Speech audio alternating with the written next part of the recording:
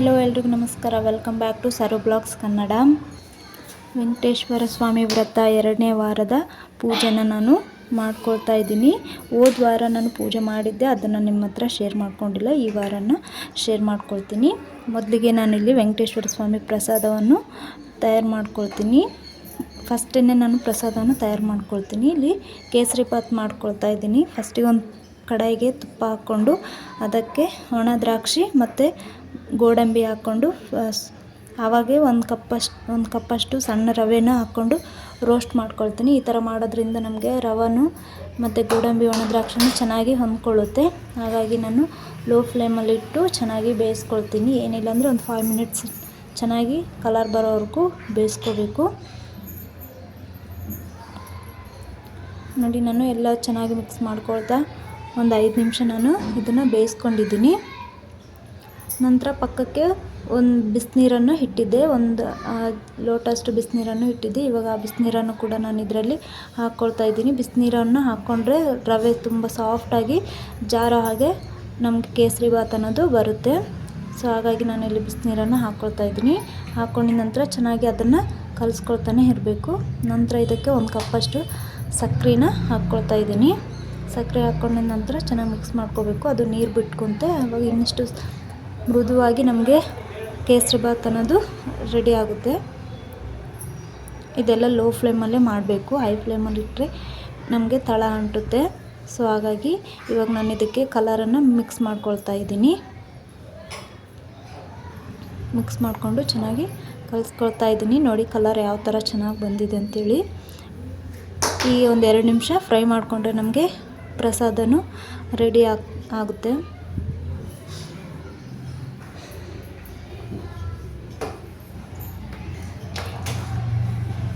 ನೋಡಿ ಯಾವ ಥರ ಬಂದಿದೆ ಅಂಥೇಳಿ. ಇವಾಗ ಪ್ರಸಾದನೂ ನಮಗೆ ರೆಡಿ ಆಯಿತು. ಇದನ್ನು ನಾನು ಪ್ಲೇಟ್ ಮುಚ್ಚಿಬಿಟ್ಟು ಪಕ್ಕಕ್ಕೆ ಎತ್ತಿಡ್ತಾ ಇದ್ದೀನಿ.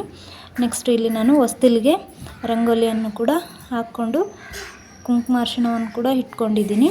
ಇವಾಗ ಮನೆಯಲ್ಲಿ ಒಂದು ಗೋಡೆಗೆ ನಾವು ಯಾವ ಪ್ಲೇಸಲ್ಲಿ ಪೂಜೆ ಮಾಡ್ತೀವಲ್ಲ ಆ ಪ್ಲೇಸಲ್ಲಿ ಗೋಡೆಗೆ ನಾವು ಈ ಥರ ಅರಿಶಿಣವನ್ನು ಹಚ್ಕೋಬೇಕು. ಇದು ಹೋದ ವಾರದ್ದು ಹಾಗೆ ಇತ್ತು. ಸೊ ಈ ವಾರನೂ ಕೂಡ ಅಲ್ಲೇ ಅರಿಶಿಣವನ್ನು ಹಚ್ಕೊಳ್ತಾ ಇದ್ದೀನಿ. ಮತ್ತು ಸೇಮ್ ವೆಂಕಟೇಶ್ವರ ಸ್ವಾಮಿದು ತಿಲಕ ಏನಿರುತ್ತಲ್ಲ ಆ ತಿಲಕನ ನಾವಿಲ್ಲಿ ಇಳಿಸ್ಕೋಬೇಕು ಕುಂಕುಮ ಮತ್ತು ವಿಭೂತಿಯಿಂದ. ನಾನು ಇದು ಒಬ್ಬರು ಗುರೂಜಿಯವರು ಹೇಳಿದರು. ಸೊ ಅದೇ ನಾನು ಇಲ್ಲಿ ಫಾಲೋ ಮಾಡ್ತಾ ಇದ್ದೀನಿ.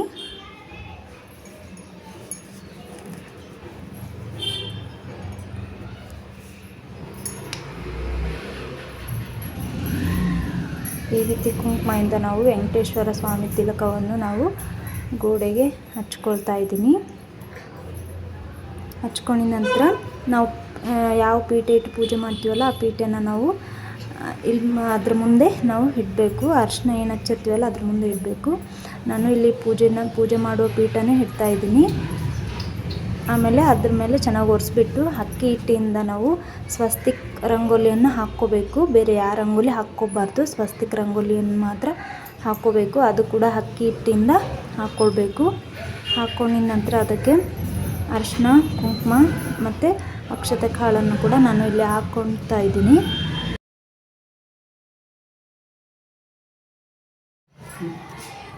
ಈ ಥರ ನಾನು ಅರಿಶಿನ ಕುಂಕುಮ ಇಟ್ಟು ಅಕ್ಷತೆ ಕಾಳನ್ನು ಕೂಡ ಸ್ವಸ್ತಿಕ್ ರಂಗೋಲಿ ಮೇಲೆ ಹಾಕ್ಕೊಳ್ತಾ ಇದ್ದೀನಿ.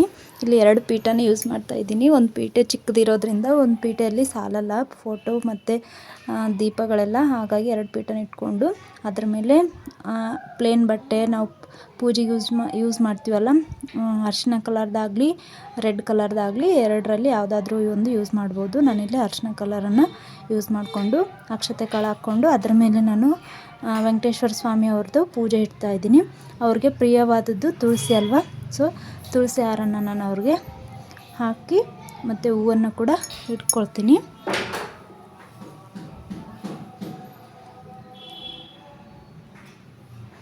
ಹೂವಿಂದ ಸ್ವಾಮಿ ಅವ್ರನ್ನ ಚೆನ್ನಾಗಿ ಅಲಂಕಾರ ಮಾಡಬೇಕು.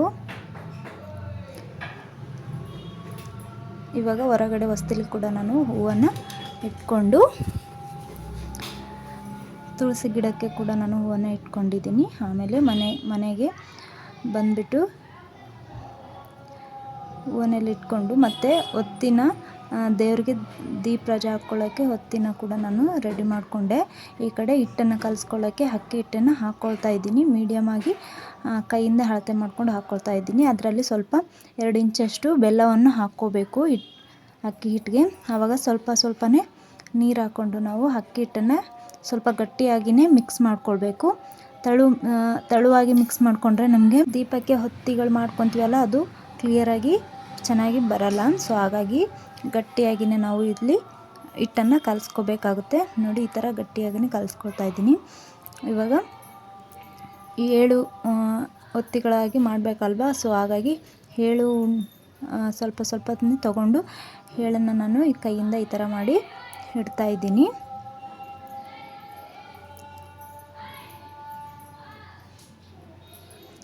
ಎಲ್ಲ ಸಮಾನಾಗಿ, ಒಂದು ದೊಡ್ಡದು ಚಿಕ್ಕದು ಅಲ್ಲ ಥರ ಎಲ್ಲ ಸಮಾನಾಗಿ ನಾವು ಮಾಡ್ಕೋಬೇಕು.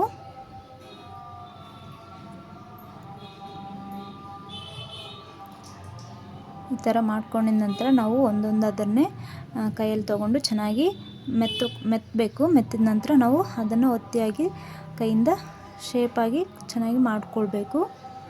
ಒಂದು ಶೇಪ್ ಬರೋವರೆಗೂ ನಾವು ಅದನ್ನು ಚೆನ್ನಾಗಿ ಕೈಯಿಂದನೇ ಅದನ್ನು ಹೊತ್ಕೊಂಡು ಮಾಡಿಕೊಳ್ಬೇಕು. ನಾನಿಲ್ಲಿ ಯಾವ ಥರ ಮಾಡ್ತಾ ಇದ್ದೀನಲ್ಲ ಆ ಥರ ಮಾಡಿಕೊಂಡ್ರೆ ಚೆನ್ನಾಗಿ ಬರುತ್ತೆ.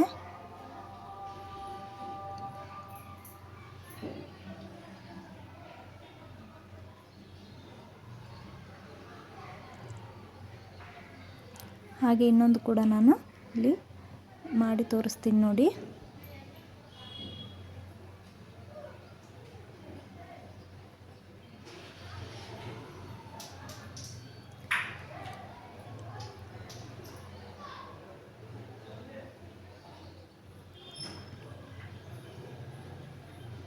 ಇದೇ ಥರ ಸೇಮ್ 7 ಹೊತ್ತಿಗಳನ್ನ ನಾವು ಮಾಡಿಕೊಂಡು ಇಟ್ಕೋಬೋದು.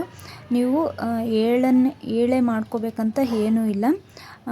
5, 2 ಅಥವಾ 4 ಆ ಥರ ಮಾಡಿಕೊಂಡ್ರು ನಡೆಯುತ್ತೆ. ನಾನು 7 ವ್ರತ ಅಲ್ವಾ, ಸೊ ಹಾಗಾಗಿ ವಾರ ನಾನು 7 ಹೊತ್ತಿಗಳನ್ನೇ ಹಿಟ್ಟಿಂದ ಮಾಡ್ಕೊಳ್ತಾ ಇದ್ದೀನಿ. ನಾವೇನು ಕೈಯಿಂದ ರೆಡಿ ಮಾಡಿದ್ವಲ್ಲ ಹೊತ್ತಿಗಳು, ಹಿಟ್ಟಿನ ಹೊತ್ತಿಗೆ ನಾವು ವೆಂಕಟೇಶ್ವರ ಸ್ವಾಮಿ ನಾಮನ್ನು ಅರಿಶಿನ ಕುಂಕುಮದಿಂದ ನಾನು ಇಲ್ಲಿ ಹಚ್ಕೊಳ್ತಾ ಇದ್ದೀನಿ. ನಾನು ಯಾವ ಥರ ಹಚ್ತಾ ಇದ್ದೀನಲ್ಲ ಆ ಥರ ಹಚ್ಕೊಂಡು ಮೇಲೆ ಕೂಡ ನಾವು ಅರಿಶಿನವನ್ನು ಹಚ್ಕೋಬೇಕು. ಹಂಚಿಗೆ ಹಚ್ಕೊಂಡು ನಾವು ಅದಕ್ಕೆ ಕುಂಕುಮ ಕೂಡ ಇಟ್ಕೋಬೇಕು.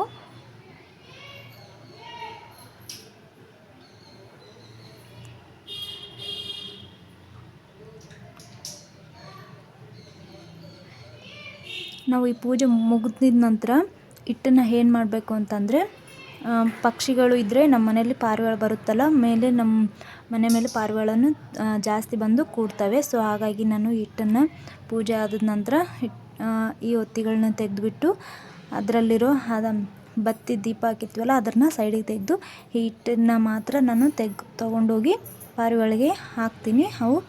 ಔಟ್ರಕ್ಕೂ ಹೊಟ್ಟೆ ತುಂಬುತ್ತಲ್ಲ, ಸೊ ಹಾಗಾಗಿ ಹಾಗೆ ಮಾಡ್ತೀನಿ. ನೀವು ಪಾರಿವಾಳ ಪಕ್ಷಿಗಳು ಏನು ಇಲ್ಲ ಅಂತಂದರೆ ಯಾವುದಾದ್ರೂ ಗಿಡ ಇರುತ್ತಲ್ಲ ಆ ಗಿಡ ಕೆಳಗಡೆ ಇಡಬೇಕು. ಯಾರು ತುಳಿದ ಇರುವ ಜಾಗದಲ್ಲಿ ಹೋಗಿ ಇಟ್ಟು ಬರಬೇಕಾಗುತ್ತೆ. ಇಲ್ಲಾಂದರೆ ಹರಿಯೋ ನದಿಯಲ್ಲಾದರೂ ಬಿಡಬೇಕು. ನಾನಿಲ್ಲಿ 7 ಬತ್ತಿಗಳನ್ನು ಸಹ ನಾನು ಇದೇ ಥರ ಮಾಡ್ಕೊಳ್ತೀನಿ.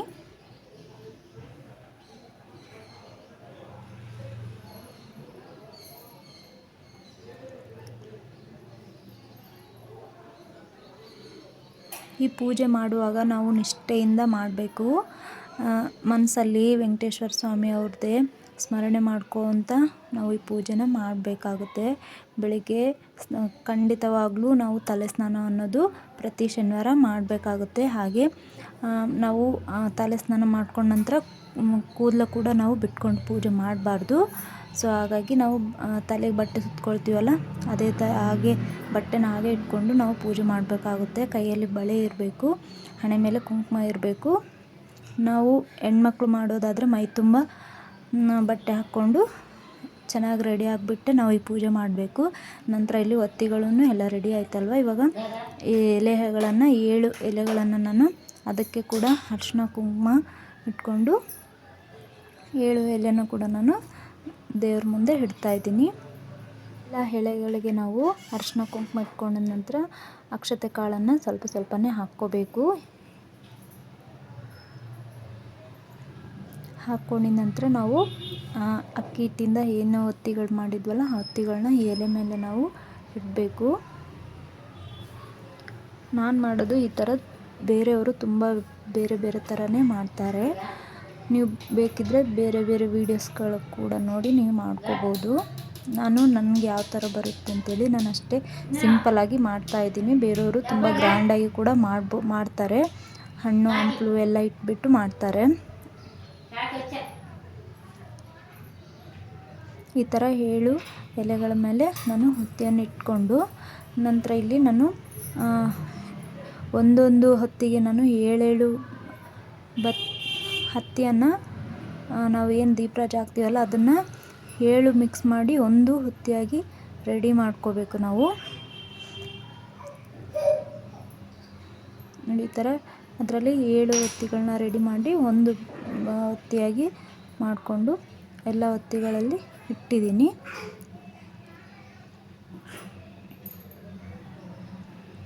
ನಂತರ ನಾನು ಅಲ್ಲಿ ದೇವ್ರ ಮುಂದೆ ಇರೋ ದೀಪಕ್ಕೆ ನಾನು ಎಣ್ಣೆನ ಹಾಕ್ತಾಯಿದ್ದೀನಿ. ನಾವು ಡೈಲಿ ಆ ಪೂಜೆ ಮಾಡುವಾಗ ಯಾವ ಎಣ್ಣೆ ಹಾಕ್ತೀವಲ್ಲ ಆ ಎಣ್ಣೆನ ಅದರಲ್ಲಿ ನಾನು ಹಾಕ್ಕೊಳ್ತಾ ಇದ್ದೀನಿ. ಈ ಬತ್ತಿ ನಾವು ಹಿಟ್ಟಿಂದ ಮಾಡಿರ್ತೀವಲ್ಲ ಆ ಬತ್ತಿಗಳಲ್ಲಿ ಮಾತ್ರ ನಾವು ಹಸು ತುಪ್ಪ ಬರುತ್ತಲ್ಲ, ಹಸು ತುಪ್ಪನೇ ಮಾತ್ರ ಹಾಕ್ಕೋಬೇಕು.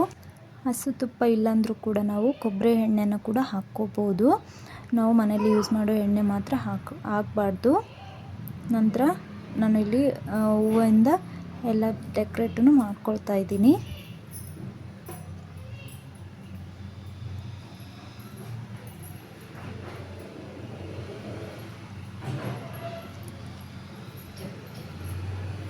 ನನ್ನ ಕನ್ನಡ ಅರ್ಥ ಆಗಿಲ್ಲ ಅಂದರೆ ಏನು ಹೋಗಬೇಡಿ ಫ್ರೆಂಡ್ಸ್. ನಾವು ಕನ್ನಡ ಅಷ್ಟು ಪರ್ಟಿಕ್ಯುಲರಾಗಿ ಮಾತಾಡೋಕ್ಕೆ ಬರೋಲ್ಲ. ಸೊ ಅಲ್ಲಲ್ಲಿ ನಾನು ಸ್ವಲ್ಪನೇ ತೊದಲ್ತಾ ಇರ್ತೀನಿ. ನೀವು ಹಾಗಾಗಿ ಕನ್ನಡ ಬರಲ್ವೇನೋ ಅಂತೇಳಿ ಕಾಮೆಂಟ್ ಮಾಡೋಕ್ಕೆ ಹೋಗಬೇಡಿ.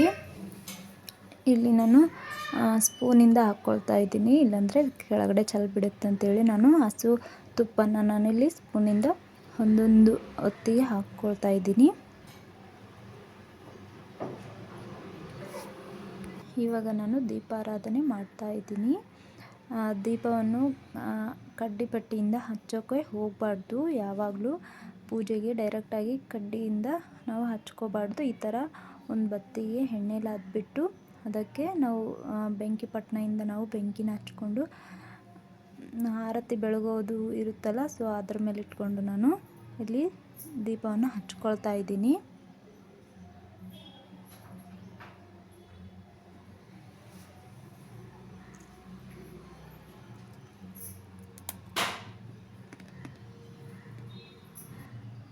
ನೋಡಿ ಎಲ್ಲ ದೀಪಕ್ಕೂ ನಾನು ದೀಪವನ್ನು ಹಚ್ಕೊಂಡಿದ್ದೀನಿ.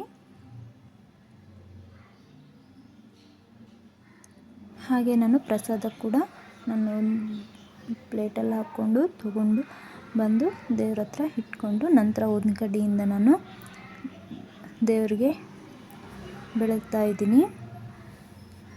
ನಾನು ಇಲ್ಲಿ ಊದಿನ ಕಡ್ಡಿ ಸಹ ನಾನು 7 ಊದಿನ ಕಡ್ಡಿನ ಮಾತ್ರ ತೊಗೊಂಡಿದ್ದೀನಿ. ಕಮ್ಮಿ ತೊಗೊಳ್ಳೋಕೆ ಹೋಗ್ಬಾರ್ದು. ಕರೆಕ್ಟಾಗಿ 7 ಊದಿನ ಕಡ್ಡಿನ ತೊಗೊಂಡು ದೇವರಿಗೆ ಪೂಜೆ ಮಾಡ್ಕೊಳ್ಬೇಕು. ನಂತರ ನಾನಿಲ್ಲಿ ಕರ್ಪೂರವನ್ನು ಕೂಡ ದೇವರಿಗೆ ಬೆಳಗ್ತಾ ಇದ್ದೀನಿ.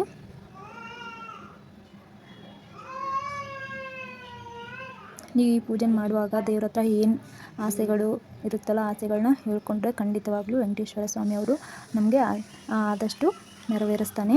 ಪೂಜೆ ಮಾಡಿದವರು ವಿಡಿಯೋ ಕೂಡ ನೋಡಿ ನಾನು ತಿಳ್ಕೊಂಡಿದ್ದೀನಿ ವೆಂಕಟೇಶ್ವರ ಸ್ವಾಮಿ ವ್ರತ ಅನ್ನೋದು ತುಂಬ ಮಹತ್ವವಾದುದಂತೇಳಿ. ಇಷ್ಟಕ್ಕೆ ನನ್ನ ಇವತ್ತಿನ ಪೂಜೆ ಮುಕ್ತಾಯವಾಯಿತು. ಓಂ ನಮೋ ವೆಂಕಟೇಶಾಯ.